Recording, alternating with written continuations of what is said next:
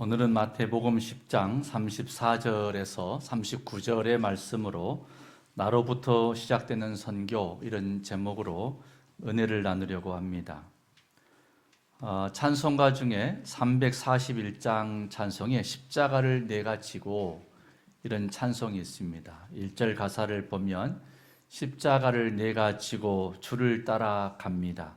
이제부터 예수로만 나의 보배 삼겠네. 세상에서 부귀 영화 모두 잃어버려도 주의 평안 내가 받고 영생 복을 받겠네.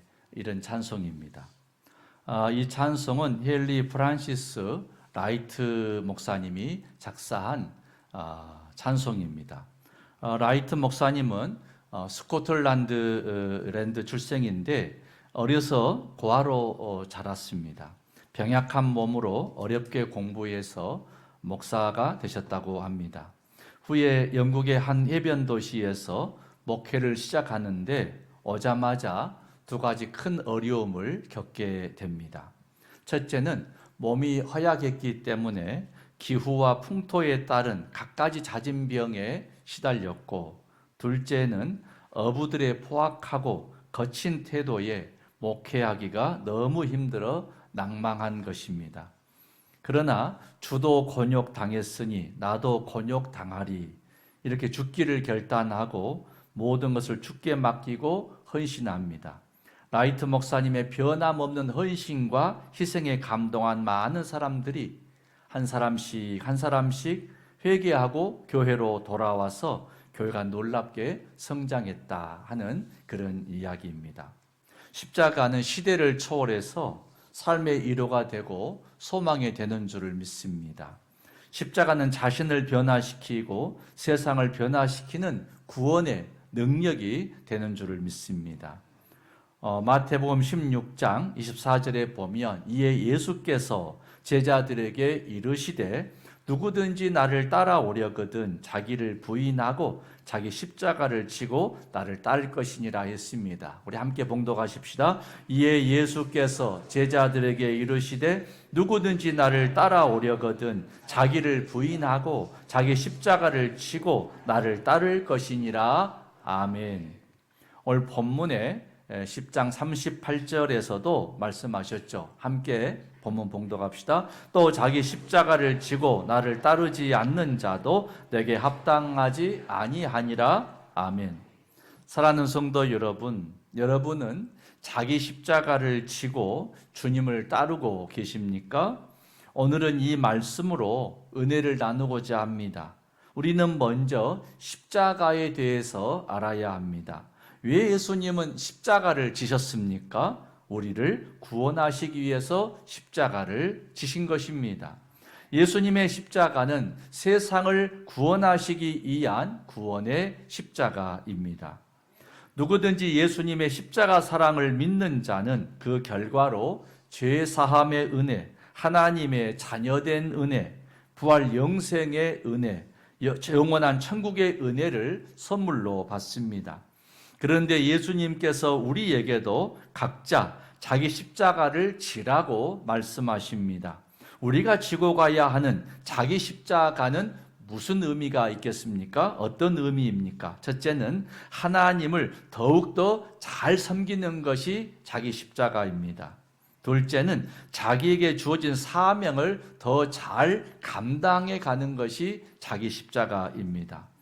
오늘 우리는 어떻게 자기 십자가를 지고 잘 지고 살아갈 수 있습니까? 오늘 본문의 말씀을 제가 몇 번에 나누어서 말씀드립니다. 먼저 34절에서 36절의 말씀 함께 봉독합시다. 내가 세상에 화평을 주러 온 줄로 생각하지 말라. 화평이 아니요 금을 주러 왔노라. 내가 온 것은 사람이 그 아버지와 딸이 어머니와 며느리가 시어머니와 불화하게 하려 함이니 사람의 온수가 자기 집안 식구리라. 아멘.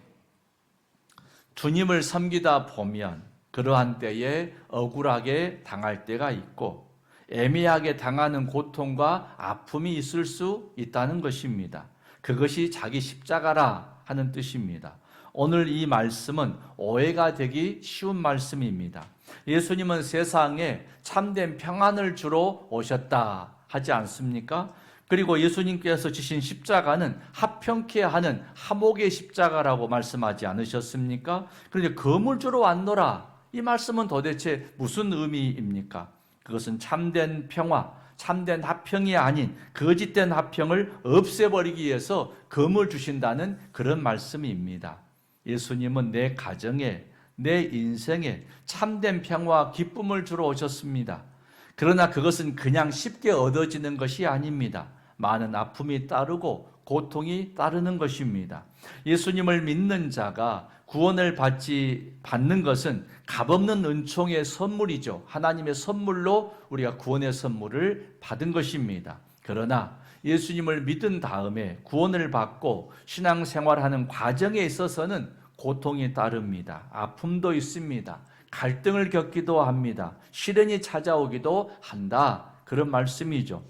예수 믿고 구원받고 교회 다니면 인생의 시련과 아픔과 문제가 하나도 없는 게 아니고 그런 문제들이 찾아온다 하는 것입니다.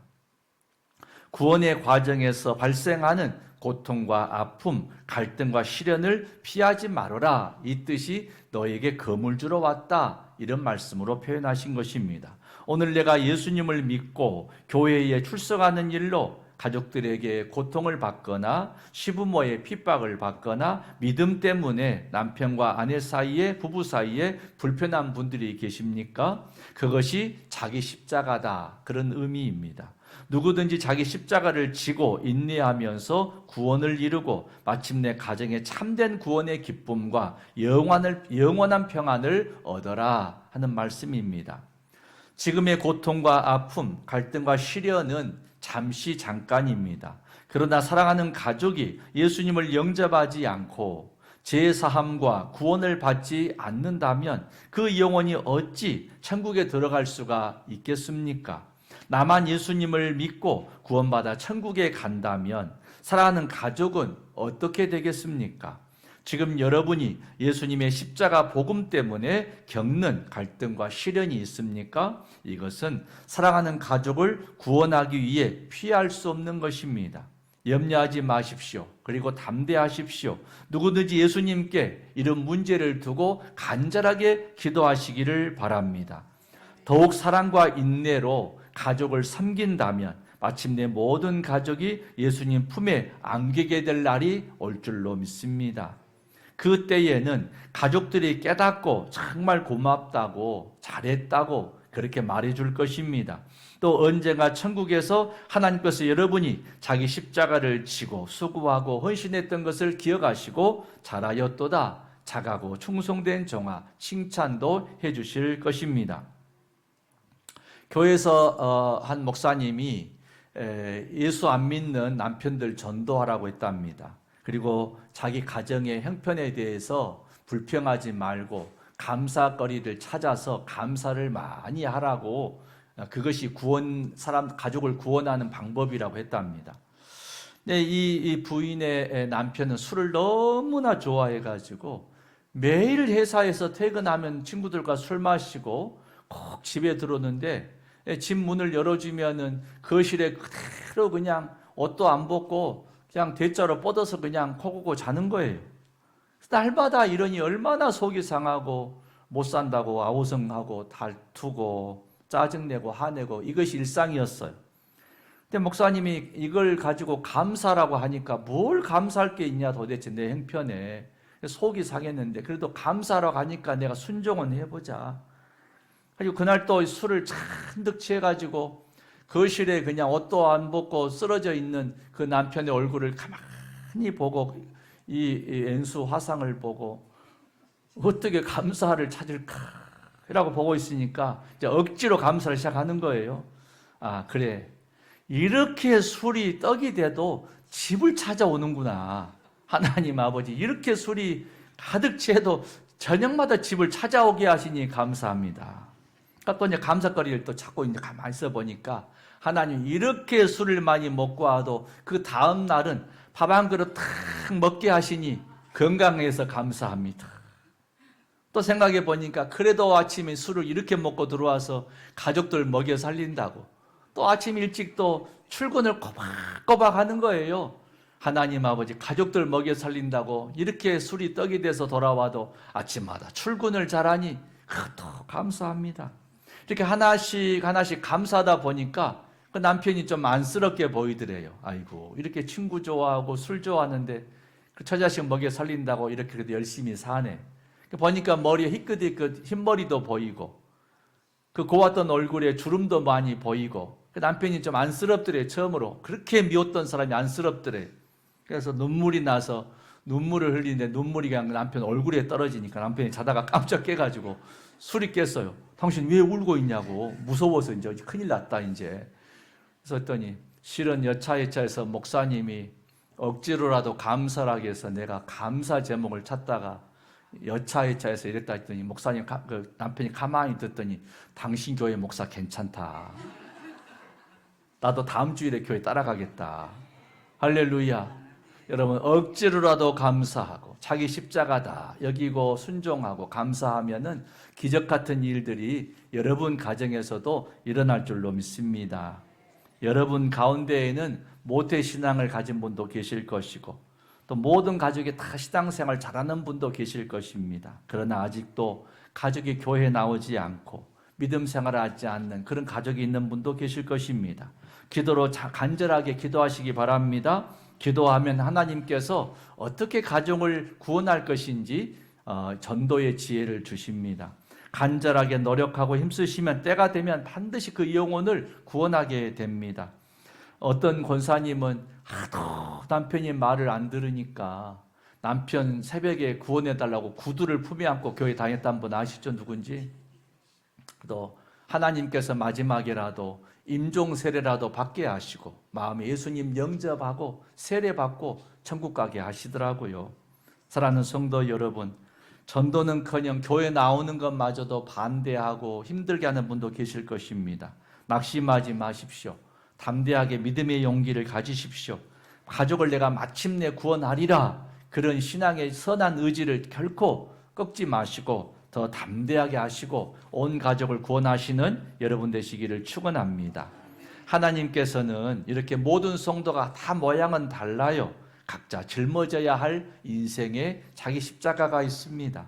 어떤 사람은 사명이, 직분이 이걸 감당하는 것이 자기 십자가일 수 있어요. 힘들고 어려워요. 내가 이 직분을 어떻게 감당할까 싶은데 그게 자기 십자가입니다. 어떤 분이 인생에 남다른 시련을 겪고 고통을 겪고 어려움을 겪는 분도 있어요. 이걸 이기면서 살아가는 것이 자기 십자가일 수도 있습니다. 어떤 분은 믿지 않는 가족을 구원해야 되기 때문에 바로 그 문제가 자기 십자가일 수도 있습니다. 자기 십자가 지고 주님 따르는 여러분 되시기를 축원합니다. 오늘 본문의 37절 말씀, 37절 같이 봉독합니다. 아버지나 어머니를 나보다 더 사랑하는 자는 내게 합당하지 아니하고 아들이나 딸을 나보다 더 사랑하는 자도 내게 합당하지 아니하며 아멘. 이 말씀은 세상의 그 어떤 것보다도 주님을 더 사랑해야 한다. 이게 자기 십자가라는 거예요. 찬송가 94장에 이런 가사 있잖아요. 주 예수보다 더 귀한 것은 없네. 이 세상 부귀와 바꿀 수 없네. 이 세상 명예와 바꿀 수 없네. 이 세상 행복과 바꿀 수 없네. 주 예수보다 더 귀한 것은 없네. 예수밖에 없네. 할렐루야. 금은 보화처럼 귀한 것은 쉽게 얻을 수 없습니다. 가치 있는 것은 쉽게 얻어지는 것이 아닙니다. 귀한 것을 얻으려면 그만한 대가의 수고와 노력과 땀이 있어야, 희생이 있어야 얻어지는 것입니다.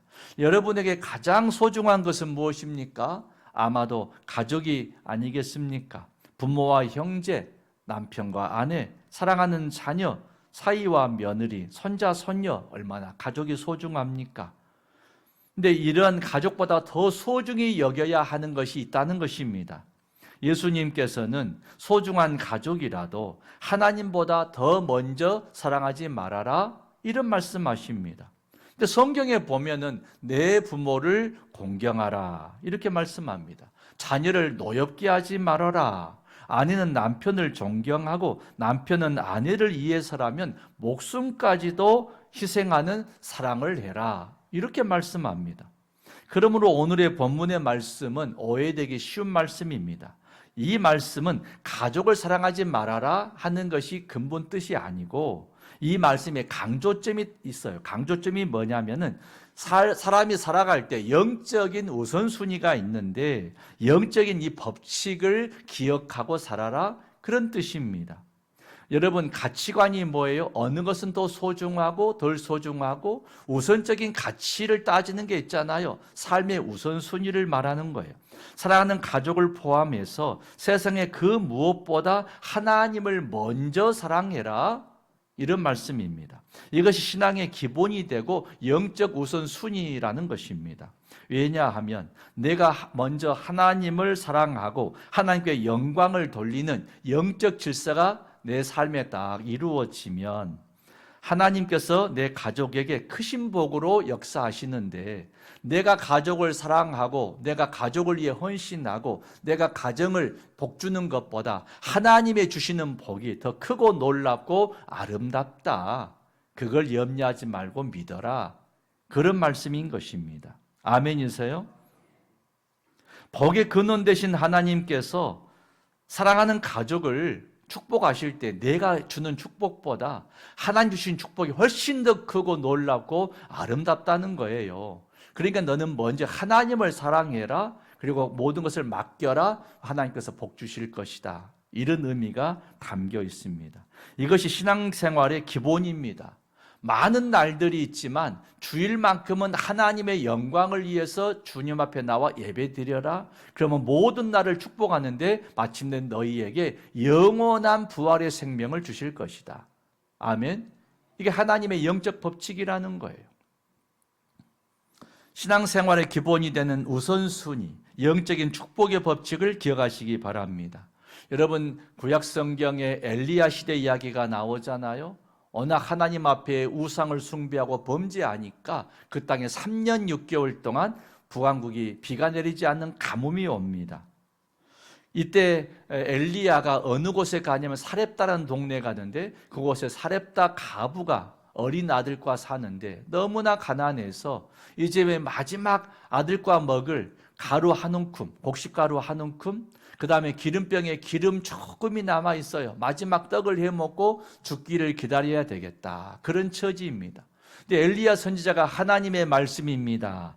그 곡식가루와 그 기름병을 가지고 아주 작은 떡을 먼저 만들어서 먼저 주의 종에게 주십시오. 그러면은 이 가정에 하나님께서 은혜를 주시는데 3년 6개월 가뭄 동안에 가루통에 가루가 마르지 아니하고 기름병에 기름이 떨어지지 않을 것입니다. 이게 성경에 나오는 말씀이잖아요. 사랑하는 아들보다 먼저 하나님을 사랑해라. 이 영적 우선순위를 지켜라. 그러면 내가 너희 가정을 지켜주리라 하는 말씀입니다. 영적인 법칙이요 축복을 누리는 신앙의 원리입니다. 자기 십자가를 치고 먼저 하나님께 영광 돌리는 여러분 되시기를 바랍니다. 하나님께서는 주님의 제자들을 시험하시고 마지막 질문하신 것이 있어요. 항상 그게 뭐냐? 너는 주를 사랑하느냐 나를 사랑하느냐 이걸 물으셔요. 창세기에 보면 아브라함이 믿음의 조상이요 복의 근원이 되잖아요. 그냥 되지 않아요. 하나님의 시험을 거친 다음에 이루어지는 것입니다. 주님께서 그러잖아요.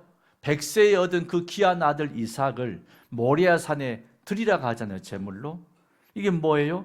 100세에 얻은 귀한 아들 이삭을 더 사랑하느냐 나를 더 사랑하느냐 네가 영적 우선순위 영적인 가치관을 바르게 가지고 있느냐 그래야 네가 믿음의 조상다워지고 복의 근원이 될 수 있다. 이걸 시험하는 거예요. 근데 아브라함이 순종했잖아요. 시험에 통과한 거죠. 내가 하나님을 더 사랑하나이다. 이렇게 순종할 때 하나님께서 아브라함아 내 손을 멈춰라. 네가 나를 경외하는 줄을 내가 알았노라. 이렇게 말씀하시고 마침내 아브라함을 믿음의 조상이요 복의 근원 삼아 주셨다. 이게 창세기의 말씀입니다. 요한복음에서도 부활하신 예수님께서 갈릴리 바다 앞에서 베드로와 제자들에게 마지막 하신 질문이 뭐예요? 네가 나를 사랑하느냐? 이 질문이었잖아요. 베드로가 3번씩 모른다고 부인했기 때문에 이 질문을 3번 하시잖아요. 그때 베드로가 3번씩 내가 주를 사랑하나이다 이렇게 고백할 때 내 양을 먹여라 하고 사명을 다시 주십니다. 넘어지고 실패한 제자 베드로에게 다시 소명 주실 때 하는 질문이 그거예요. 내가 나를 사랑하느냐? 세상 그 무엇보다 먼저 나를 사랑하느냐? 이게 질문이에요. 이게 자기 십자가예요. 하나님보다 뭔가 더 먼저 아껴야 되고 사랑하고 싶은 것이 있거든요. 내 십자가의 그런 마음을 못 받고 내가 먼저 하나님의 나라와 의를 구하리라. 내가 먼저 주님의 일을 우선하리라. 내가 먼저 하나님을 사랑하리라. 이런 마음을 갖는 것이 자기 십자가 지는 신앙이라는 것입니다. 사랑하는 성도 여러분, 자기 십자가를 지고 참으로 하나님을 더 먼저 사랑하는 것, 이것이야말로 신앙의 기초가 되고 신앙의 근본이 갖추어지는 삶이 될 줄로 믿습니다.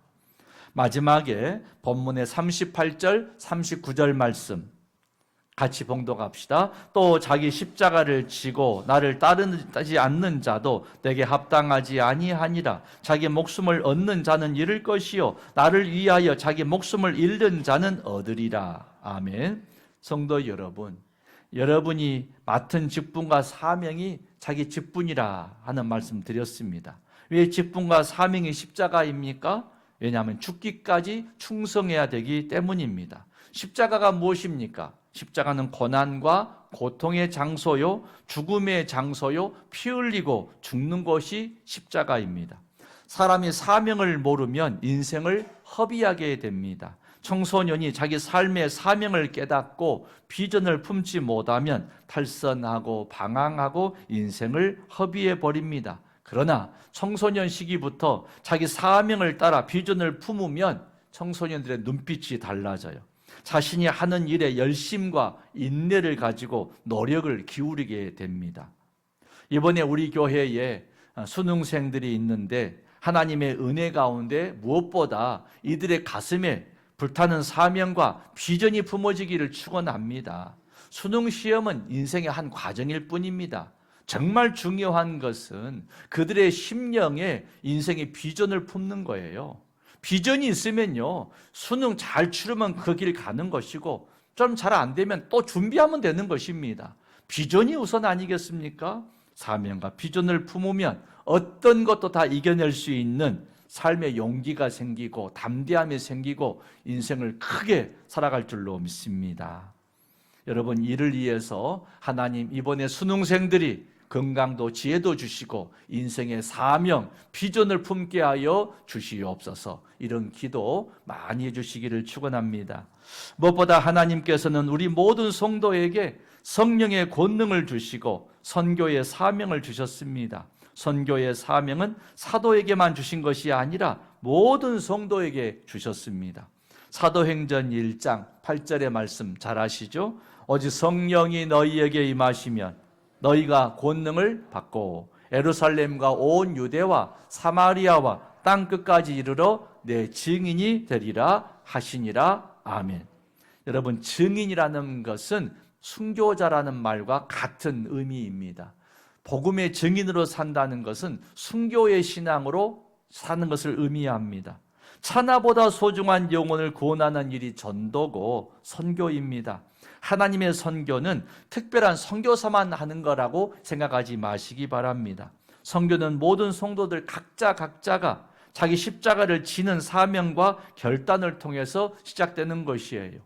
여러분, 호수에다가 돌멩이를 던지면 동심원처럼 원이 퍼져가듯이 선교는 내가 결단하면 나로부터 내 주변이 변화가 되어지고 멀리 퍼져서 놀라운 성령의 역사들이 이렇게 일어날 줄로 믿습니다. 여러분이 자기 십자가를 지고 내가 영혼을 구원하는 주의 일에 힘쓰리라 이렇게 결단하면 하나님께서 성령 충만도 주세요. 성령의 권능도 주셔요. 사명 감당하게 하실 줄로 믿습니다. 그래서 내가 주의 일을 하면 주님이 여러분의 일을 해주시는 것입니다. 우리 한번 따라 하십시다. 내가 주의 일을 하면 주께서 내 일을 해주신다. 아멘. 이게 영적인 우선순위요, 자기 십자가 지는 신앙의 고백인 것입니다. 자기 십자가를 지고 영혼 구원을 위해 헌신하는 여러분의 앞날에 주의 도우심과 크신 은총이 함께 하시기를 축원합니다. 할렐루야. 은혜로우신 하나님 아버지, 주를 따르는 모든 사람은 자기 십자가를 지고 주를 따르라 하였사오니, 주님, 내 인생의 십자가는 무엇입니까? 그 십자가 벗어버리고 달아나지 않게 하여 주시고 성령 충만케 하시고 성령의 권능 주셔서 내 십자가 지고 주를 따르게 하여 주시옵소서. 자기 십자가 지고 나가는 그곳에 하나님 나라가 임하며 하나님의 위로와 복이 임하며 놀라운 하나님의 능력의 역사들이 펼쳐지도록 저희를 들어 써주시옵소서. 예수님 이름으로 기도 올리옵나이다. 아멘.